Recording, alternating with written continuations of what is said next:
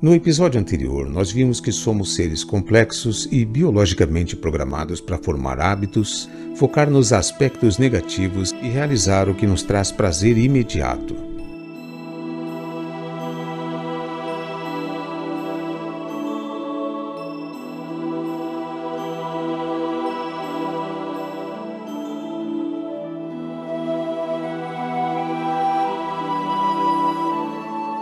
O determinismo genético é um grande dogma criado pela ciência de que a nossa vida, a nossa saúde e os nossos resultados são controlados pelos nossos genes.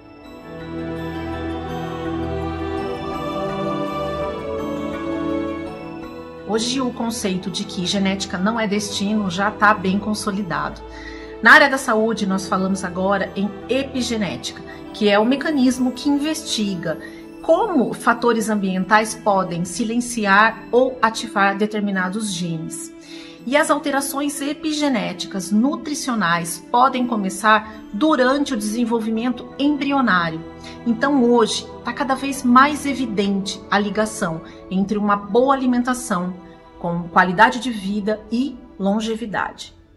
O determinismo genético é um dogma que precisa ser quebrado para que a gente consiga começar a gerenciar e a bloquear comportamentos autossabotadores. O nosso corpo é formado por trilhões de células e talvez essa seja uma informação óbvia até para algumas crianças. Mas a informação de que a vida dessas células é controlada pelo ambiente físico e energético que ela se encontra e não pelos nossos genes, essa sim é uma informação que ainda não é difundida e nem entendida pela maioria das pessoas. No entanto, essa é uma informação de extrema relevância, pois ela põe em xeque o grande dogma da biologia, que é o dogma de que a nossa saúde e a nossa vida são controlados pelos nossos genes. Há aproximadamente 70 anos, Dr. James Watson e Francis Crick descobriram a dupla hélice do DNA e proclamaram essa descoberta em uma das edições da Nature como o dogma central. E cerca de 40 anos depois, esse conceito ainda reina na mente e no inconsciente coletivo. Em contrapartida, a mídia reforça isso, afirmando por diversos meios que genes específicos causam determinada condição ou doença. Então, estamos há décadas sendo programados a acreditar que somos vítimas da nossa própria biologia e que os nossos genes têm total controle sobre a nossa saúde, bem-estar, personalidade e até padrões de comportamento. Mas as pessoas precisam saber que nem todo problema de saúde ou variação física estão necessariamente associados a um gene específico. Menos de 5% das pessoas do planeta nascem com alguma condição genética, como diabetes tipo 1, anemia falciforme, síndrome de Down. Os outros 95% desenvolvem alguma condição fisiopatológica devido ao seu próprio estilo de vida e padrões comportamentais. E isso pode ser comprovado pela estatística trazida pela Organização Mundial de Saúde, que diz que 70% das mortes que acontecem mundialmente acontecem por fatores de risco comportamentais modificáveis. Os nossos genes, eles não são como ovos que a qualquer momento podem eclodir. Não é assim que funciona. A verdadeira questão é: alguns dos genes que portamos irão se expressar enquanto outros não irão se expressar. E o que determina essa modulação, essa expressão genética, é aquilo que nós estamos fazendo com a nossa saúde através do nosso estilo de vida e dos nossos comportamentos diários. É isso que aciona esse botão biológico que irá sinalizar os genes que irão se expressar ou ligar e os genes que não irão se expressar ou se desligar. E quando nós falamos desses fatores ambientais que podem alterar os nossos genes, os mais importantes são qualidade do sono, controle do estresse, atividade física e a dieta. Então, olhem como é importante a escolha correta dos alimentos. Eu costumo dizer que a nutrição nos molda. Até bem pouco tempo se achava que durante o nosso processo de desenvolvimento humano, a gente não passava características adquiridas em uma geração para a próxima geração. Por exemplo, eu faço muita musculação e aí eu fico forte, meu filho não vai nascer forte porque eu fiz muita musculação. Isso é a visão darwiniana antiga, né? É a visão darwiniana que não leva em consideração uma coisa que está se chamando hoje de epigenética. A epigenética nada mais é do que, como o próprio nome está dizendo, acima da genética. Então são fatores que conseguem ligar e desligar determinados genes, e essa ligação e desligamento de determinados genes pode ser passado para as gerações seguintes. Então, no livro Deep Nutrition, da Kate Shanahan, ela fala, por exemplo, que os nossos ancestrais, eles tinham filhos com uma média de intervalo de tempo de 4 anos. E eles não faziam isso porque eles tinham consciência de quando é que a mulher estava pronta ou não, mas porque eles faziam com que durante esse tempo a mulher se preparasse, o marido e a mulher se preparassem do ponto de vista alimentar, repusessem as suas reservas energéticas, as suas reservas nutricionais para dar o melhor para as crianças e diminuir a probabilidade de problemas. Então, o que a gente observa é que a epigenética, ela tem fatores, ela agrega fatores, que são fatores que nós colocamos sobre o nosso corpo durante a nossa vida e que passam através dos gametas para os organismos na vida seguinte. Hoje a ciência mostra que isso pode acontecer em até 3 gerações. Portanto, os meus netos podem sofrer benefícios ou malefícios do meu estilo de vida hoje. Isso é o que mostra a epigenética. Portanto, se eu tenho uma boa alimentação, eu consigo deixar ligado os genes que são genes benéficos para a minha saúde e deixar desligados os genes que são maléficos para a minha saúde. Quando isso acontece, esse ligamento, esse desligamento acontece nas minhas espermatogônias, que são as células germinativas do homem, ou nas ovogônias, que são as células germinativas da mulher, os gametas produzidos vão ter a possibilidade de passar esses genes ligados e desligados para o novo indivíduo que vai nascer. Então a alimentação, assim como o ar que nós respiramos, a água que nós bebemos, a qualidade do ambiente onde a gente vive, influencia diretamente. Com certeza a expectativa de vida da população aumentou. Hoje a gente pode viver muito mais do que viveram os nossos avós. Muitas doenças que hoje são tão bobas para nós, no passado mataram muita gente. O avanço da ciência, o avanço da medicina foi fundamental para o aumento dessa expectativa de vida. Eu pertenço a uma geração de médicos que desde ali da faculdade já usufruía de todos os recursos diagnósticos e terapêuticos. Eu tenho hoje uma lista gigantesca de exames complementares para me auxiliar na investigação do paciente, e isso é muito expressivo na cardiologia que eu vivo. E eu tenho também à minha disposição um arsenal de remédios gigantesco, que nunca para de evoluir. A cada ano, a indústria farmacêutica lança novas drogas, descobre novas moléculas que auxiliam no tratamento das doenças. Mas vale lembrar que o remédio, na maioria das doenças, ele apenas vai remediar.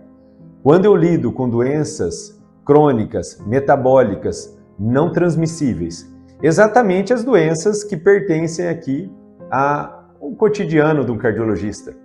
Pressão alta, diabetes, colesterol de qualidade ruim, inflamação, envelhecimento das artérias, fatores de risco cardiovascular. Exatamente tudo aquilo que vai levar a um envelhecimento das artérias e ao seu respectivo entupimento, provocando infarto e provocando derrame.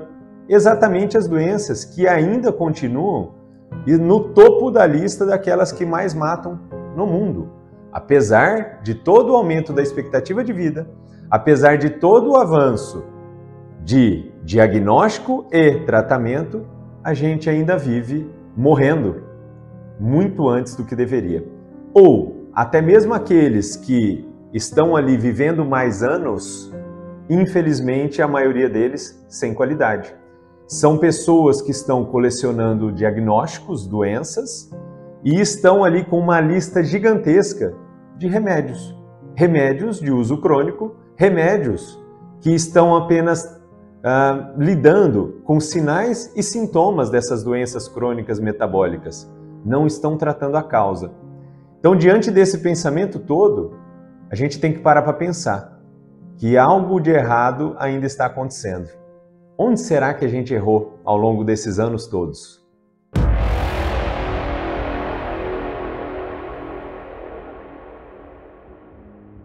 Essa informação trazida pela Organização Mundial da Saúde, ela nos traz uma reflexão muito importante. Se 70% dessas mortes estão acontecendo por fatores de risco comportamentais modificáveis, isso nos leva à conclusão de que esses indivíduos que estão morrendo mundialmente, eles estão agindo contra a sua própria saúde. Eles estão agindo contra a sua própria vida. É bem comum a gente ver e ouvir as pessoas que detêm o conhecimento sobre práticas de saúde, né, o que precisam fazer para se manterem saudáveis, mas no comportamento, no dia a dia, elas não conseguem aplicar esse conhecimento a favor da sua própria saúde. E é bem comum a gente escutar a expressão eu me auto-saboto, eu me auto-saboteio. É muito interessante, é muito importante a gente entender um conceito básico sobre autossabotagem. E uma definição prática seria: eu tenho um desejo, eu tenho uma intenção, mas na prática eu me comporto de forma completamente oposta a essa intenção. É como se eu agisse contra essa intenção. Algo que eu vejo que está errado, nos atrapalhando na verdadeira melhora da qualidade de vida, atrapalhando para que a gente realmente tenha uma longevidade saudável, é o estilo como a medicina é praticada. Uma medicina que passa a ser ali apenas de remediar, esperar as doenças aparecerem para prescrever um medicamento que vai acalmar sinais ou sintomas daquela doença, acreditando na inocência que aquilo está sendo resolutivo. Se eu não investigar a causa e resolver a causa do problema, ele vai persistir. Eu às vezes vou minimizá-lo, vou amenizar os sinais e sintomas, mas eu não vou de fato resolver essa doença. E uma das coisas que eu vejo, apesar da evolução da ciência, apesar da evolução da medicina, por que a nossa qualidade de vida ainda está tão tropeçando ali? A gente vive embasado em muitos dogmas e apoiado nas recomendações de muitas diretrizes que já são obsoletos. Coisas que acreditou-se no passado e já foi comprovado que não dá certo.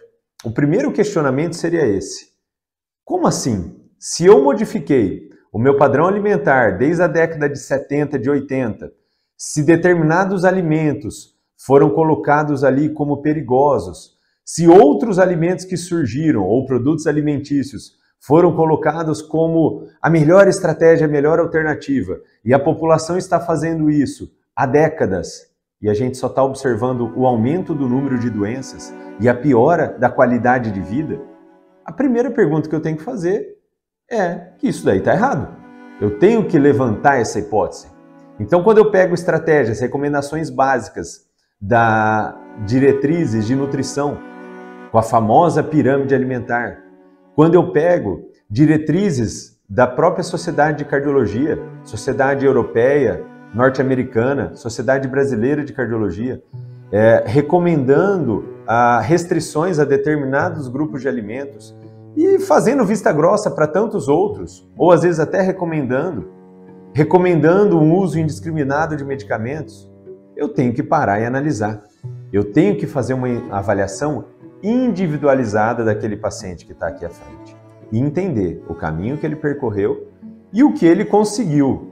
Alguns pacientes conquistaram saúde, conquistaram qualidade de vida, mas infelizmente a maioria colecionou doenças e está colecionando medicamentos. Isso não é vida de qualidade. Nós estamos sendo bombardeados por informações conflitantes em relação à saúde e alimentação o tempo todo, principalmente nas redes sociais. E isso gera muita confusão para quem, por exemplo, está buscando um estilo de vida saudável. Posso comer esse alimento? Não posso? Esse alimento faz bem? Esse alimento faz mal? É muita informação e isso gera muita confusão.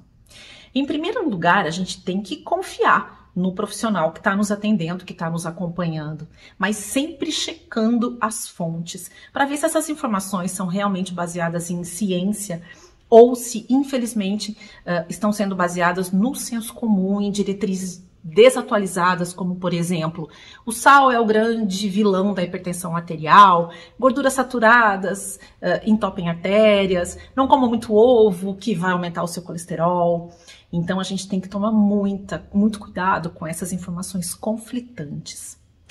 A gente tem que lembrar que todo mundo tem uma individualidade fisiológica, bioquímica, metabólica, e essas informações não podem ser generalizadas.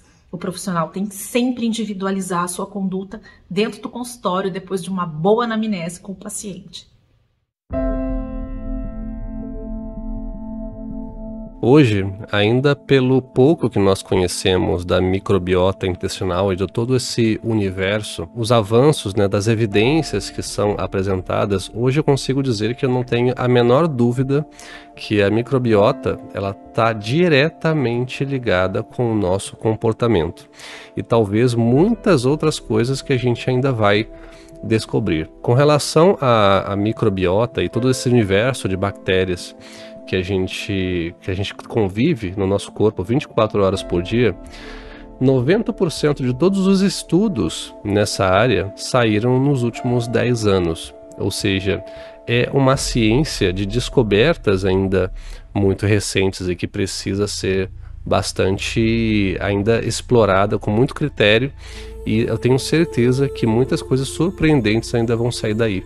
Não só com relação à nossa saúde em geral, mas também ao nosso comportamento, como a gente já comentou, mas um monte de outras coisas. A microbiota intestinal se refere a diferentes espécies de bactérias e outros micro-organismos que vivem no nosso intestino. Embora essas bactérias sejam muito pequenas, elas desempenham um papel enorme, um papel fundamental na nossa saúde em geral e mesmo também no nosso comportamento. Isso é uma influência de uma proporção tão grande que eu creio que a gente sequer chegou a entender 1% dessa ciência que ainda é muito inexplorado. Pode ser surpreendente, mas o intestino não está envolvido apenas na digestão dos alimentos.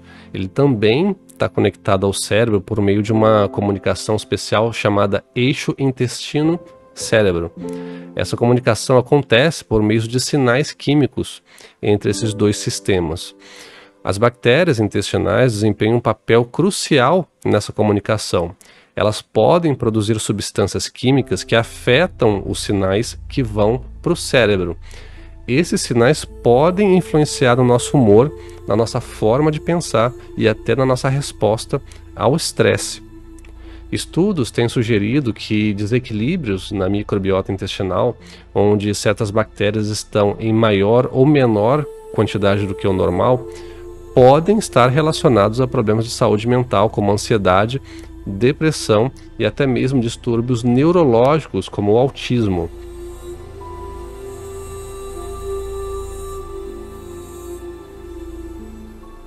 No entanto, claro, a gente ainda está descobrindo exatamente como que essa relação funciona. Os cientistas estão explorando como as mudanças na microbiota podem afetar esses elementos químicos no cérebro e como que isso pode impactar no nosso comportamento. Embora, claro, seja uma área de pesquisa em crescimento, está muito claro que o intestino e as bactérias que nele habitam desempenham um papel importantíssimo na maneira como a gente pensa, como a gente se sente e no que a gente faz também. Existem muitos estudos que investigam a relação entre microbiota intestinal e distúrbios neurológicos, como ansiedade, depressão e outros problemas de saúde mental. descobertas cada vez mais surpreendentes estão sendo feitas em experimentos que são feitos de forma controlada por pesquisadores, simplesmente por mudar a composição de bactérias das cobaias. Por exemplo, um estudo publicado na revista Proceedings of National Academy of Sciences em 2011 mostrou que a manipulação da microbiota intestinal em camundongos afetou o seu comportamento relacionado à ansiedade e à depressão. Os pesquisadores observaram que os camundongos com microbiotas alteradas apresentaram mudanças em marcadores comportamentais relacionados ao humor. Isso tudo, as cobaias estavam iguaizinhas, recebiam a mesma alimentação e a única coisa que foi alterada foi realmente a população de bactéria e já se observou toda essa diferença. Um outro estudo bastante interessante foi feito nesse sentido, né? Um estudo duplo cego controlado por placebo, realizado em 2017 e também publicado na revista Gastroenterology, examinou os efeitos de um probiótico específico em sintomas de depressão. Os resultados sugeriram que o probiótico teve um impacto positivo na saúde mental dos participantes recebendo a mesma alimentação. Um outro estudo, também divulgado em 2013, publicado na revista Cell, explorou a ligação entre a microbiota intestinal e o autismo. Os pesquisadores analisaram a amostra de fezes de crianças com autismo e sem autismo. Eles encontraram diferenças significativas na composição da microbiota entre esses dois grupos. Falando em autismo, que é uma coisa que vale a pena mencionar nesse contexto, no contexto do comportamento e tudo mais, o Dr. David Perlmutter foi o primeiro médico que eu vi que começou a estudar esse caso mais a fundo, não olhando apenas para o cérebro, né, como uma questão comportamental e um problema cerebral, um problema que está exclusivamente concentrado no cérebro. Ele passou a observar o organismo como um todo, principalmente o intestino. E umas descobertas interessantes foram feitas nesse sentido. Ele observou que a vasta maioria, quase a totalidade de crianças com autismo, tem distúrbios na sua microbiota intestinal. A vasta maioria dos nascimentos de crianças com autismo está em crianças que fazem cesárea, né? E a gente sabe que partos por cesárea tem um impacto, né, com relação à microbiota dos bebês, né, em comparação com parto normal. Eu lembro que o Dr. David Perlmutter chegou até a fazer um experimento com transplante de bactérias e ele percebeu já melhoras em pacientes com autismo, né, que estavam participando do experimento. Para mim, todos esses indicadores mostram que existe um universo inexplorado que a gente mal conhece e qualquer dedução, claro, nesse sentido, seria mera especulação, qualquer coisa mais precisa em dizer que bactéria X ou que bactéria Y causa isso ou aquilo no organismo, mas que isso tem uma relação, uma conexão super forte com toda certeza. E o que a gente sabe é que as nossas bactérias, as bactérias que habitam no nosso corpo, comem o que a gente come. Elas se alimentam daquilo que a gente se alimenta, que a gente coloca no corpo. Então, fatalmente, quando a gente está alimentando bactérias ruins, dando para elas os alimentos que elas gostam, com certeza a prevalência vai ser de bactérias ruins. Em contrapartida, quando a gente se alimenta de coisas boas e essas bactérias boas gostam do que a gente se alimenta, com certeza a prevalência vai ser de bactérias boas. Embora seja um pensamento bastante simplificado de todo esse contexto, mas ele não é totalmente limitado. A gente sabe que a gente precisa analisar melhor essas coisas, analisar melhor esse contexto, mas com toda certeza eu não tenho dúvidas que eu prefiro acreditar que a gente se alimentando bem, a gente vai estar alimentando bem também as bactérias que convivem com a gente e que vão trazer para a gente mais saúde, que vão levar para a gente para um caminho melhor. A atenção plena pode te ajudar a criar uma relação mais saudável e compassiva e esquivar de autossabotadores. E isso está diretamente relacionado às suas rotinas. Todos os dias você acorda e com certeza tem algumas coisas que você faz no automático. Comece a reparar nisso daí. Infelizmente, muitas pessoas vão colocar no automatismo hábitos ruins. coisas que trazem ali uma sensação de prazer imediato, com liberação de neurotransmissores de prazer, mas que exigem repetir. Se você está aí assistindo agora num celular, num smartphone, com certeza você faz isso. O passar na tela, o estar conectado ali às redes sociais, te coloca num estado fora da tua atenção plena. Você não está preocupado com você está preocupado com tudo o que está acontecendo ao redor do mundo, com todos, com a vida de todo mundo. E, para piorar a história, você está vendo apenas a parte boa, que é geralmente o que as redes sociais mostram. E aí você olha para a tua vida e vê que está uma porcaria. Não é? Uma frustração? Comece a reparar naquilo que você vê, ouve e como você sente isso daí. Na tua infância, se você é da minha geração ali, dos quarentões, você provavelmente foi bombardeado por informações vindas das novelas, dos telejornais e dos filmes norte-americanos. A gente foi ali impregnado com maneiras de reagir que eram determinadas pelos padrões daquela época. Com o conhecimento de hoje, dá pra gente ver que muita coisa foi embutida ali na cabeça e nos faz muito mal. O que você ouve hoje, as músicas que você ouve, a letra da música que você ouve, vai moldar o teu comportamento. Se você ouve ali músicas que só falam de depressão, de perdas, de traições, de bebedeiras, de cachaça, de cigarro, como passa a ser a realidade que você enxerga? O que está impregnado na tua mente? Se você só vê programas de TV, na época das novelas ou nos programas atuais, que te trazem comportamentos inadequados, é aquilo ali que você está enxergando como a tua realidade. Se você só conversa com pessoas ou só vai a lugares que têm uma péssima influência sobre você, é o que você está tendo como a tua realidade. Repara que você tem o poder de construir essa realidade. Então, quando você tem ali um recolhimento, quando você pratica uma atenção plena e você programa o que você quer de adequado para a tua vida, organizando as suas rotinas, criando e fortalecendo hábitos saudáveis, desde a hora que você abre os olhos até a hora que você vai fechá-los novamente, ao final de uma jornada de muitas e muitas horas. Você precisa deliberadamente escolher o que vai acontecer no teu dia. Você não pode ficar à mercê do tempo, das pessoas, das outras coisas. Você precisa aprender a gerenciar suas emoções, gerenciar o seu estresse. Você precisa estar focado e dedicado na sua atuação profissional ou na sua atuação diante da sua família, esposa, esposo, filhos. Você precisa enxergar o que você quer e aí você vai entender qual é o melhor caminho para atingir aquele objetivo. Tenha um propósito de vida. Escolha como vai ser a tua vida e faça de tudo para que isso aconteça.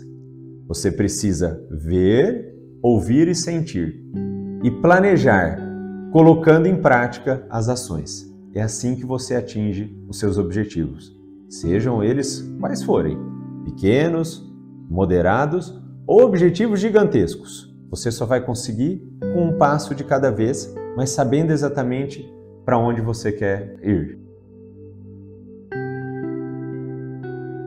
É muito comum hoje esse diálogo, né? Ah, mas eu não tenho tempo. E eu sempre faço a seguinte pergunta, né? Na verdade, eu faço uma colocação e me posiciono da seguinte forma: qual seria a coisa mais importante na sua vida, né? E normalmente o que a gente escuta é minha família, são meus filhos. Ah, tá, legal. E por que então que você não faz isso por eles, pela sua família? Em primeiro ponto, eu faço essa provocação até para eles falarem isso, né? É minha família em primeiro lugar, tá? Eu costumo falar, cara, mas como que você vai entregar isso para sua família se você não está entregando para você primeiro? Como que você vai estar presente, vai estar entregando 100% para sua família se você não está 100%? Ou seja, você não vai entregar 100%. Então, quando eu falo isso, que para mim a prioridade, em primeiro lugar, né? Prioridade em primeiro lugar, óbvio. É a saúde, algumas pessoas me olham meio assustado, do tipo, o cara é extremista, né? Saúde, é estética. Não é isso. A gente está falando de saúde no sentido exatamente disso, de você estar plenamente saudável, fisicamente, mentalmente, espiritualmente. Quando eu coloco isso, que para mim a minha prioridade, em primeiro lugar, é a saúde, a minha saúde, em segundo, a família, e em terceiro, o trabalho. Porque para mim faz todo sentido. Se eu não tenho tempo, para mim, por quê? Por que eu não tenho tempo? Não tenho tempo porque eu tenho que trabalhar, porque eu tenho que trabalhar demais, porque eu tenho que entregar para o meu patrão, que eu tenho que bater meta. Isso para mim não faz sentido. Quantas vezes já abri mão de situações que eu poderia ganhar mais dinheiro, inclusive a gente trabalhando, né, fazendo esse trabalho, e deixamos por um tempo de lado porque realmente não estávamos tendo tempo, não só para nós, né, em primeiro lugar, mas como a família. Então, o trabalho estava em terceiro, e não poderia estar tomando posições, invertendo essa pirâmide. Então, primeiro lugar é a saúde. Se você não tem tempo para você se cuidar, já está tudo errado, né? Você já começou errado. Então, isso já é um sintoma, sim, lógico, óbvio, né, de falta de saúde, de autossabotagem. Uma autossabotagem inconsciente, às vezes consciente, sim. Só que é muito delicado você apontar, né? Aquela pessoa ali é preguiçosa, ela não faz aquilo porque ela não quer, ela não tem força de vontade, motivação. Isso aí é um assunto, né, que a Natália domina muito bem, essa relação de motivação e realmente de você criar um hábito. Então, eu sempre coloco isso nas minhas primeiras conversas, nos meus primeiros atendimentos. Entenda o seguinte, se você não colocar a sua saúde em primeiro lugar, você não vai conseguir entregar aos outros 100%. Uma hora a corda vai estourar, você vai ter que abrir mão de forma, né, forçada mesmo, né, de forma obrigatória. Você vai ter que cuidar de você, você vai ter que se cuidar. Então, é isso. Saúde em primeiro lugar, família e trabalho. Porque se você está 100%, se você está vivendo em alta performance, isso é plenamente possível para qualquer pessoa, não é só para atleta. A gente sempre fala muito isso, alta performance é para qualquer pessoa, né? Nós deveríamos viver assim e não adoecidos e não cansados, e sim vivendo em alta performance. Então a gente precisa estar bem de saúde. Saúde, de novo, física, emocional e espiritual. É isso que vai trazer uma blindagem para você conseguir, sim, trabalhar bem, aí sim, entregar para sua família, ser um pai ali ativo, constante, um bom marido, um bom empregado ou um bom, né, enfim, um bom patrão, o que seja, você está disposto, está vivendo bem, feliz, grato, tudo isso é uma saúde. Tudo isso é o que a gente enxerga realmente com saúde. Saúde não é só, né, aquilo que já está bem repetido, né, a ausência de doença, ou você está ali sendo constantemente medicado. Não é estar saudável. Estar saudável, sim, é você realmente dormir cedo, acordar cedo, conseguir fazer sua atividade física, conseguir trabalhar bem, conseguir estar presente fisicamente, emocionalmente,